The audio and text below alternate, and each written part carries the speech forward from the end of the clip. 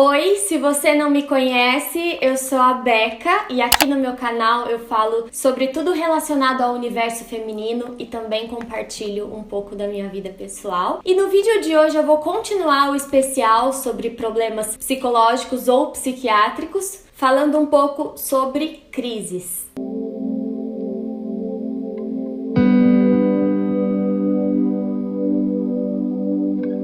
Esse é o terceiro episódio. Se você ainda não viu o primeiro e o segundo, eles vão estar no fim desse vídeo. No primeiro eu relato um pouco da minha história, porque eu convivo com depressão e alguns outros problemas há cerca de 18 anos mais ou menos. E no segundo episódio eu falei um pouco sobre os sintomas e como detectar se você está realmente com algum problema mais sério ou não. No vídeo de hoje a gente vai falar um pouco sobre as crises, que eu acho que é a parte mais complicada de ter um problema psicológico ou psiquiátrico ou os dois, enfim. Eu vou usar sempre a palavra depressão só para não ter que citar todas as doenças, tá? Mas em geral existem muitos sintomas semelhantes, existem muitas situações semelhantes entre as doenças, elas conversam entre si. Então eu vou usar a palavra depressão apenas para exemplificar. Mas eu acho que o grande problema não é de fato ter a depressão, ter uma outra doença. Eu acho que o problema maior, eu tenho certeza, o problema maior são as crises, porque são nas crises aonde o problema se manifesta, pelo menos em maior intensidade. Você pode perceber alguns sintomas de depressão através de pequenas atitudes no dia a dia, mas você vai entender quando uma pessoa tem de fato um problema quando você vê ela realmente em crise. Minha vida não é um reality show, mas eu gostaria que vocês pudessem ver os momentos que eu tenho crise. Graças a Deus eles têm reduzido a cada dia mais, mas é muito triste porque não parece que é a pessoa que vocês estão vendo agora. Eu mudo assim completamente. Eu até me emociono um pouco porque é muito difícil lidar com uma crise, é horrível pra pessoa, o sentimento assim, não tem como descrever como realmente é, mas eu vou tentar descrever pra vocês o máximo possível como a gente se sente quando a gente entra em crise. Primeiro, o que causa uma crise? O que faz uma pessoa que tem um problema psicológico entrar em crise? Existem alguns gatilhos, e esses gatilhos, eles vão variar de pessoa pra pessoa, de doença pra doença, de problema pra problema. No meu caso, eu não tenho vergonha alguma, eu não tenho medo nenhum de expor pra vocês quais são as minhas dificuldades, porque eu não sei, eu não tenho esse problema, sabe? Realmente não é um problema pra mim expor os meus pontos fracos, porque eu sei que eu tô trabalhando neles dia a dia e eu sei o quanto eu evoluí, eu sei que eu vou conseguir chegar lá. Um dos meus principais gatilhos pra entrar em crise é a insegurança. Isso por conta da minha história de vida, por eu ter internamente no meu subconsciente sentimentos de rejeição, de abandono e tal. Então, esse é um dos principais gatilhos pra mim, a insegurança. Seja uma insegurança profissional, seja uma insegurança financeira, seja uma insegurança emocional, seja uma insegurança afetiva. Insegurança é sempre pra mim um possível gatilho, se não o meu principal gatilho. Começam a vir pensamentos na sua cabeça, eu vou exemplificar usando a minha vida, tá? Mas cada caso é um caso. Começam a vir pensamentos na minha cabeça assim, nossa, mas você não vai dar certo profissionalmente, você não vai conseguir isso, mas e o futuro? O que vai ser do seu futuro profissional? Você vai ter dinheiro pra pagar suas contas? O Eduardo vai te largar um dia, ele não vai querer ficar com você mais, você não é boa o suficiente pra ele, sabe? Coisas assim, sempre sentimentos ligados à insegurança, no meu caso, que são coisas que o meu subconsciente ainda tenta trazer pra minha vida, mesmo que o meu racional saiba que não tem motivos pro Eduardo me largar. E se ele me largar algum dia, eu vou sobreviver, eu vou refazer a minha vida, eu vou recomeçar como eu já fiz tantas vezes. Se der alguma merda profissional,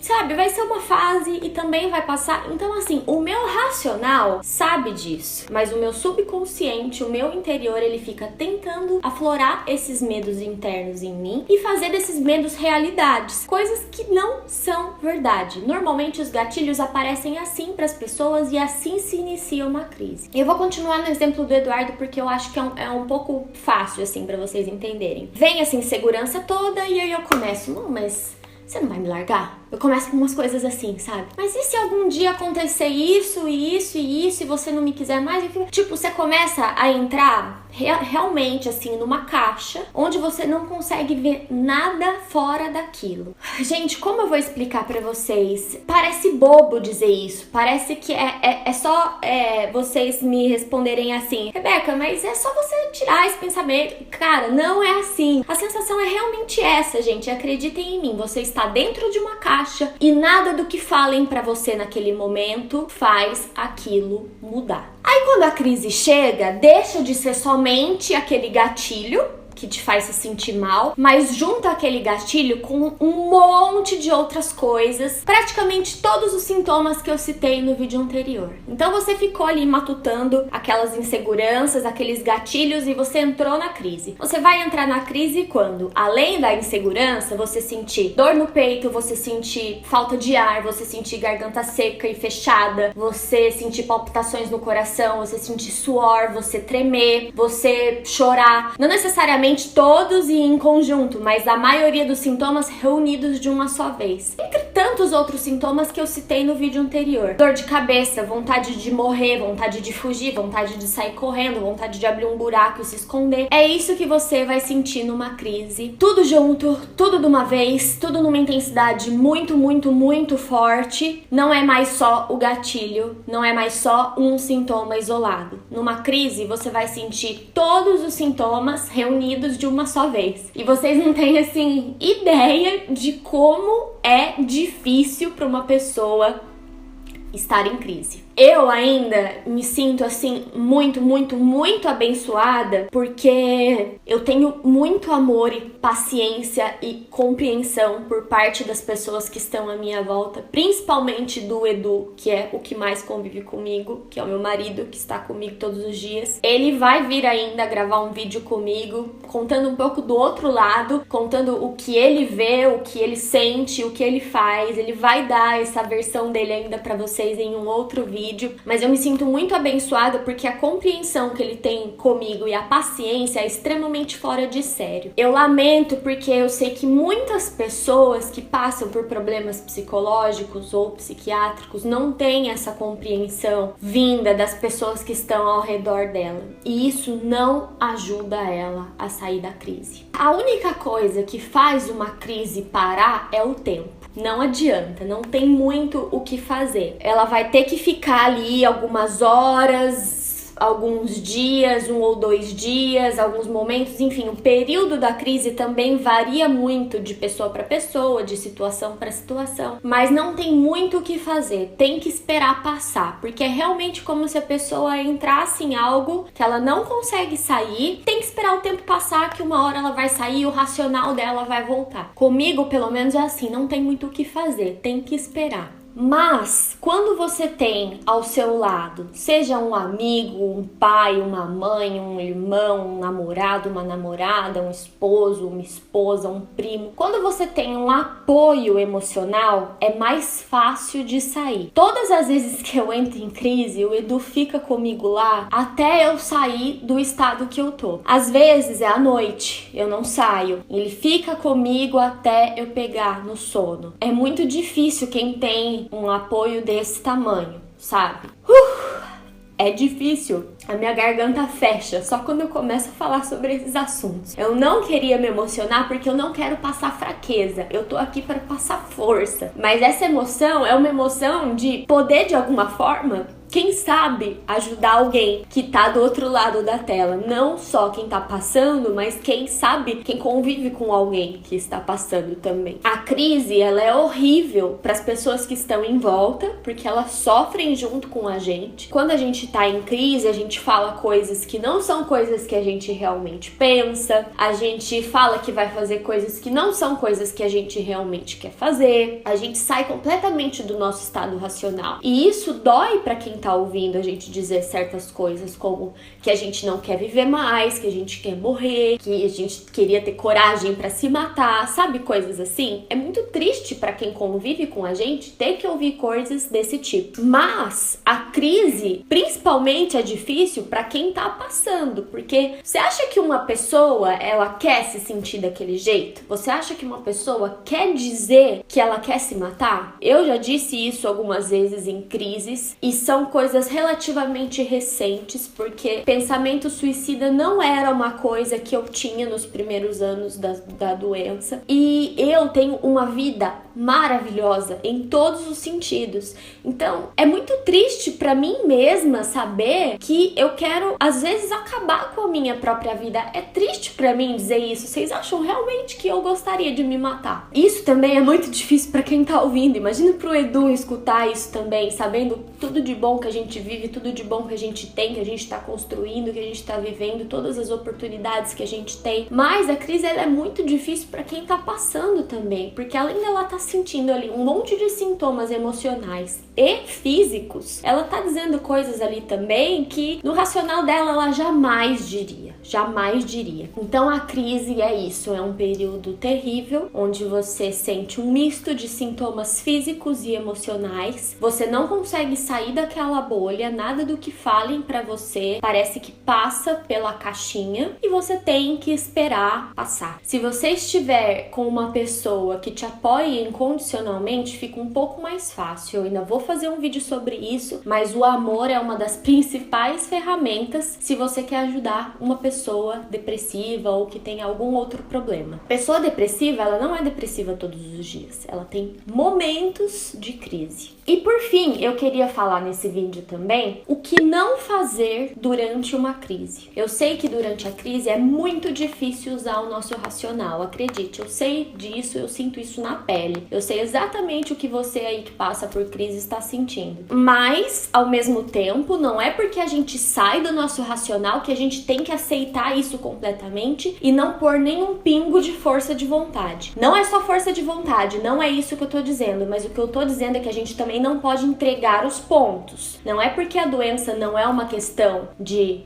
querer ter ou não ter, que a gente também vai falar, a doença me domina, não vou fazer nada a respeito. Não é isso. Então, o que eu quero passar pra vocês, mesmo que isso seja extremamente difícil na hora da crise, são coisas que a gente deve evitar fazer. Primeira coisa, quando você tem crise, você não quer ninguém, nem a pessoa que você mais ama, não é verdade? É muito difícil você querer alguém do seu lado. Eu, pelo menos, quero ficar sozinha. Eu mando o Eduardo embora, eu mando o Eduardo pro quarto, eu falo que eu quero ficar sozinha e ele não sai do meu lado. Graças a Deus ele não sai do meu lado. Não saia do lado da pessoa, mesmo se ela mandar você sair. Ela não tá no racional dela, ela não sabe o que ela tá falando. Minha primeira dica é: não fique sozinho. Eu lembro de uma vez, durante uma crise, um pouco no começo do namoro, que o Edu foi aprendendo a lidar com isso no tempo, né? Com o tempo. Ele não sabia como fazer, o que fazer direito. E teve uma crise que eu precisava muito ficar sozinha, eu queria ficar sozinha e ele não queria sair de perto de mim. Eu peguei, falei, vou sair. E fui pra rua andar. Foi a pior coisa que eu fiz, gente. Aquele dia foi um livramento de Deus, porque eu estava naquele dia com pensamentos suicidas, eu não queria viver mais. E eu lembro que eu andava na rua, eu não fui pra longe, nada, mas assim, eu fiquei andando ali perto de casa porque eu precisava de ar, eu estava com muita falta de ar. Só que eu lembro que tudo girava ao meu redor. Eu andava pela rua assim, ó, os carros giravam, as casas giravam, a rua parecia que balançava, eu não tava bem. Então, mesmo que naquele momento eu quisesse ficar sozinha, eu não podia ficar sozinha. Quando você fica sozinho em uma crise, você aumenta a probabilidade de acontecer uma besteira, seja por acidente ou seja porque a pessoa fez uma besteira mesmo. E eu não digo só de suicídio, mas de diversas coisas que podem acontecer, desde a pessoa se agredir, porque a pessoa não tá no racional dela, ela não sabe o que tá fazendo, ela quer acabar com aquela dor, ela quer sair daquilo e é muito difícil, gente. Mas eu insisto nisso, durante uma crise não fiquem sozinhos, e se você convive com uma pessoa que tem algum problema, não deixe a pessoa sozinha, por mais que ela peça pra ficar sozinha. Falando ainda sobre, eu sei que a gente sai do nosso estado racional, mas a gente não pode entregar os pontos. Tente evitar falar coisas que você, no seu estado racional, não falaria. Tenta evitar falar coisas que magoem as outras pessoas, coisas pesadas, porque embora a outra pessoa seja saudável mentalmente, gente, ela também tem sentimentos. Então, às vezes, aquilo que você fala pode machucá-la tão profundamente, sabe? Como eu ter dito algumas vezes que eu não queria mais viver, que eu não aguentava mais, que eu queria morrer, que eu queria ter coragem pra me suicidar. Gente, eu sou uma pessoa real, sabe? Eu tenho um problema e eu falo coisas, né, nas minhas crises que não são o que eu realmente penso quando eu tô bem. Mas eu falo isso e imagina como é difícil pro meu esposo, que tá do meu lado sempre, que vê tanta coisa boa que a gente consegue, tanto como casal quanto como indivíduos nas nossas carreiras profissionais, enfim. Como é triste pra ele ouvir a esposa dele, que tem uma vida maravilhosa em todos os sentidos, dizendo isso. E sabendo que ele procura dar todo o amor dele e mesmo assim eu penso em tirar a minha vida. Então, vamos tentar, tá? Eu sei que é difícil, mas a gente tem sempre que tentar. A gente sempre tem que se esforçar um pouquinho. O meu psicólogo é homem, mas o psiquiatra que eu passo tem uma psicóloga na clínica dele também, que quando eu me consulto, às vezes eu tenho que consultar com ela também. Ela me falou uma coisa uma vez, que é difícil de praticar na hora da crise, mas é um exercício pra gente tentar. A cada crise a gente tem que tentar. Durante a crise, lembre-se que os pensamentos que vêm na sua cabeça não são pensamentos reais. Os gatilhos que te fazem sentir aquilo não necessariamente são reais. Podem ser reais? Podem ser reais, mas não refletem a sua vida toda, não refletem o fato de você poder mudar aquele cenário, poder corrigir uma situação da sua vida que não tá legal, enfim. Então tente sempre pensar que aqueles pensamentos são decorrentes da crise e que no seu estado racional você consegue ver os problemas com uma outra perspectiva. Eu espero de novo ter ajudado, me desculpa ter me emocionado em alguns momentos, não é o intuito desse vídeo, mas às vezes acontece e acho que somos seres humanos antes de qualquer coisa, né? Não sou uma robô.